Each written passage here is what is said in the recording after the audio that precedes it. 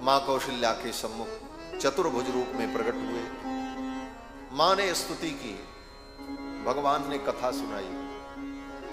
हमारे राम जी भी कथा सुनाते हैं, सुनते भी हैं और सुनाते भी।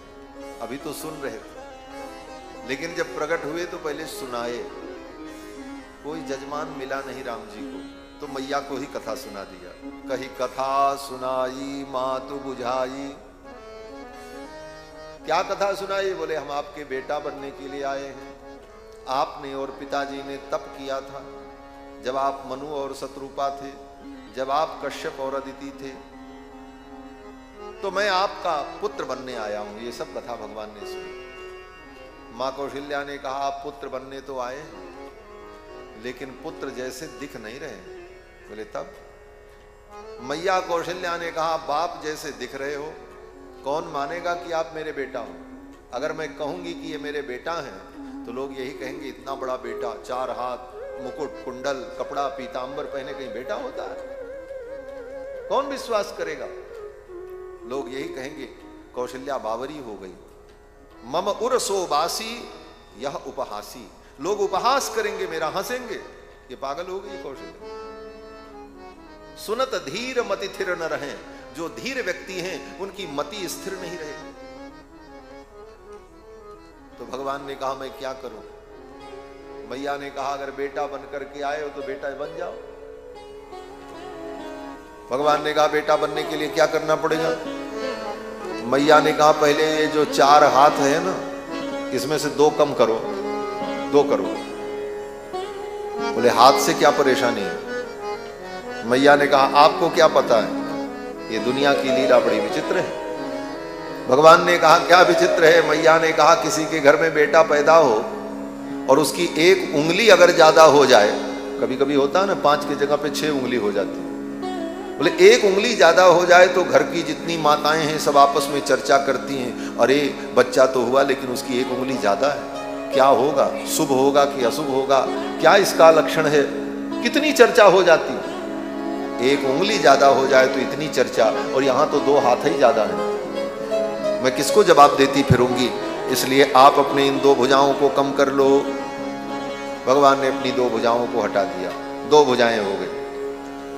भगवान ने कहा अब, मैया ने कहा ये आपके शरीर पर जो आभूषण है ये सब हटाओ। भगवान ने आभूषणों को भी अंतर्हित कर दिया। छोटे से भगवान बालक बन गए। भगवान ने कहा मैया अब मैं बालक हो गया। मैया ने कहा अभी भी नहीं हुए। बोले अब क्या कमी है? बोले ये देह पर जो इतना कपड़ा है, पीतांबर है, ये सब हटाओ, नंगे हो जाओ। महाराज भगवान ने कहा निर्वस्त्र। मैया ने कहा हाँ बेटा पैदा होता है तो कपड़ा पहन के थोड़ी पैदा होता है, वो तो नंगा ही पैदा होता है। कपड़ा तो बाद में दुनिया में लोग पहनते हैं। भगवान ने वस्त्रों को भी अंतर्हित कर दिया। छोटे से बालक थे। भगवान ने कहा मैया अब हम बालक हो गए। बोले अभी भी बालक नहीं हुए। बोले क्यों? बोले अभी मुंह में दांत है, दांत हटाओ। बच्चे के दांत थोड़ी होता है, दांत भी चले। भगवान ने कहा मैया अब हम बालक बन गए। मैया ने कहा अभी भी बालक नहीं बने। भगवान ने कहा क्या हुआ? मैया ने कहा कि बालक जो होता है ना, वो तुम्हारे जैसे टपर टपर बोलता नहीं है, बालक तो रोता है। अब रोना शुरू करो तब लोग जाने कि बालक का जन्म हुआ। मैया ने जब कहा तब भगवान ने रोना शुरू किया।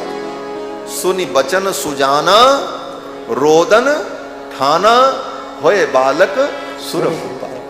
देवताओं के जो स्वामी हैं वे भगवान सुरभूप बालक बन गए मैया के वचन को सुनकर और रोने लगे। और जब रोने लगे तो खूब रोए। सुनी बचन सुजाना रोदन ठाना, रोना ठान दिया। मैया कौशल्या ने कहा बेटा बस करो, अब ज्यादा रोने की जरूरत नहीं, इतना पर्याप्त है। भगवान ने कहा देख मैया हम कोई काम करते हैं तो थोड़ा नहीं करते, पूरा ही करते हैं। बोले तब? बोले अब तो खूब रोएंगे। अब तो भगवान खूब रोए महाराज। इतना रोए कि पूरे महल में चारों तरफ से लोग दौड़ दौड़ करके आने लगे। अरे बालक का जन्म हो गया, ये तो बच्चे की रोने की आवाज आ रही, चलो चलो।